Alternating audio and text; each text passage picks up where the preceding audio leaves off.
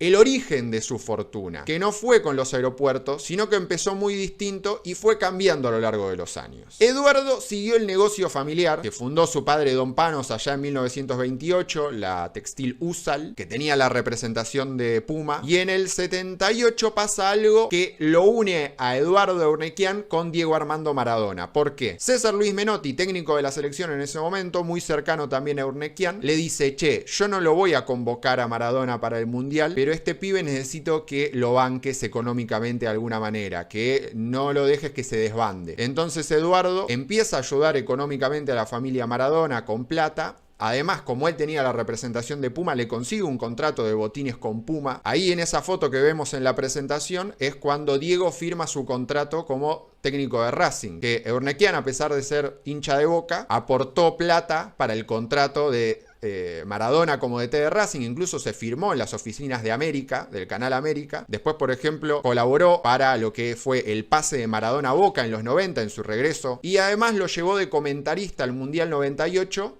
a su canal, a América. Y el último vínculo que tuvo con Maradona fue aquella promesa de que le iba a poner una estatua en el aeropuerto como quería Diego, para que todas las personas que vinieran al país lo primero que hicieran fuera verlo a él. Y después de la muerte de Diego puso su estatua en la Terminal A. Ese fue el vínculo con Maradona, que arrancó en el 78, cuando todavía Eurnequian no era el empresario que conocemos hoy. Esa empresa textil familiar Usal, durante lo que era la época de Martínez de Hoz, empiezan a llegar las importaciones de China, en particular importaciones textiles. Entonces la compañía empieza a tener que competir de otra manera. Entonces suma, por ejemplo, cosecha de algodón, hilado, tejido. Se empieza a integrar verticalmente para poder ser competitiva. Sin embargo, todo lo que hizo no le sirvió y al final cerró. Eduardo se quedó sin nada para hacer y empezó a buscar negocios, a ver qué es lo que le interesaba, y encontró un negocio que estaba empezando a crecer, pero de a muy poquito: el negocio de la televisión por cable. En ese momento, la señal por cable, la transmisión por cable,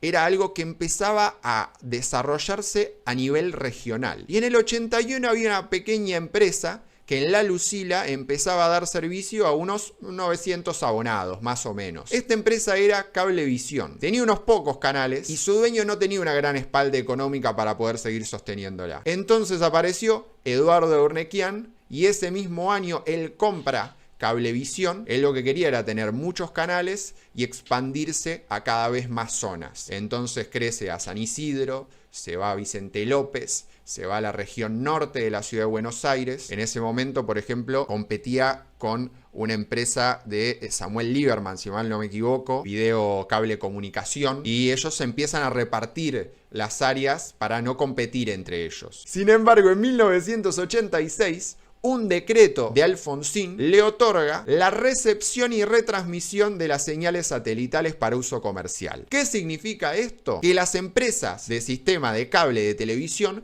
podían empezar a retransmitir la señal por satélite de otros canales internacionales. Esto significaba mayor oferta, posibilidad de captar mayor abonados y además sumar más negocio. Esto les abrió a las empresas de TV por cable un negocio muchísimo más grande. Y a partir de esta resolución, de este decreto, Cablevisión se convirtió en el jugador número 1, con más de 400.000 abonados y una gran penetración en todo lo que era Ciudad de Buenos Aires y Gran Buenos Aires, con una facturación de más de 200 millones de dólares. Eurnequian empezó a jugar un poco más fuerte en todo lo que era el negocio de los medios. Compró El Cronista Comercial en el 86, fundó en verdad también la productora Pramer en el 93. No obstante, en los 90 le llegó también una resolución por parte del gobierno de Menem que le permitió dar su gran salto, porque en 1989 Menem deroga la ley de radiodifusión, o en verdad lo que se deroga en particular es un artículo que impedía a los dueños de medios gráficos tener participación en medios audiovisuales. Se le abre la puerta para comprar un canal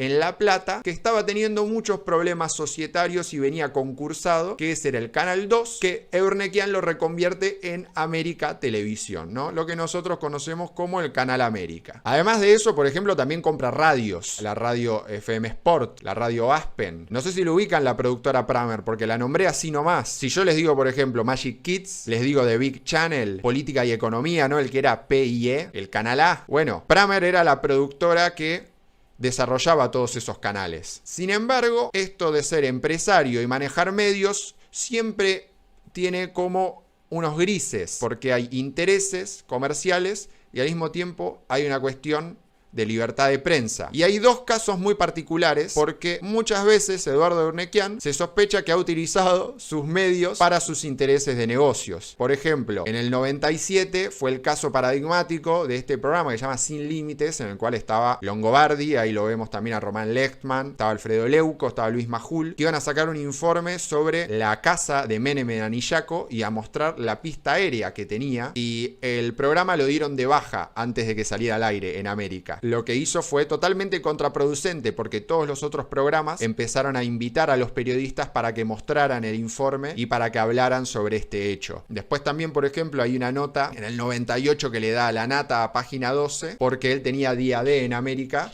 y un día se lo dieron de baja y él lo que comentaba era que Urnequian quizás quería asegurarse que el programa no afectara sus intereses, los intereses dentro de su empresa. Y además lo que pasa con los medios es que es un sector que requiere una inversión muy intensiva, requiere grandes caudales de inversión en cuanto a infraestructura, en cuanto a desarrollo tecnológico para poder dar servicio, y son inversiones largas que toman mucho tiempo. Y acá en Argentina usualmente no tenemos lo que se suele decir como reglas claras que se mantengan durante muchos años. Entonces es un sector difícil para estar. Por lo tanto, en un momento empezó a desprenderse de todo esto, porque tenía los ojos puestos en otra cosa, ¿no? Entonces, por ejemplo, en el 95 él vende un 51% de Cablevisión a la multinacional TCI, que al final después en el 97 termina vendiendo la totalidad de la compañía en una operación que se calcula que fue de más o menos 700 millones de dólares y lo convirtió en una de las personas más ricas del país. No solo eso, sino que además en el 2000 vende al grupo Recoletos